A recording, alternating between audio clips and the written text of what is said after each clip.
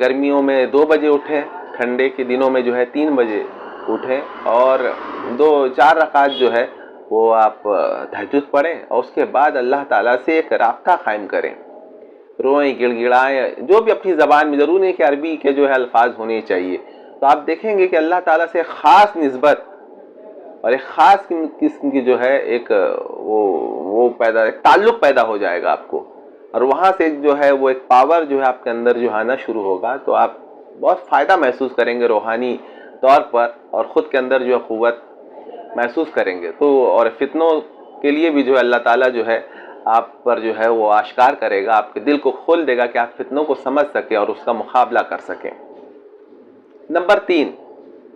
اسلامی فرائض کا خاص اہتمام کیا جائے، مثلا نماز، روزہ، حج، زکوٰۃ، اور ہر حالت میں ان فرائض کو ادا کرنے کی انتھک کوشش کی جائے۔ فرائض کو آپ کو چھوڑنا نہیں ہے، یہ سب جو نماز اور یہ اللہ تعالیٰ نے ہم پر جو فرض دیا ہے، خاص طور سے نماز پر جو ہے وہ ایک عجیب قسم کا ایک تعلق ہے، کہ کیا بات ہے کہ وہ نماز کا ایک معراج سے اس کا تعلق بتایا گیا، الصلاۃ معراج المومنین۔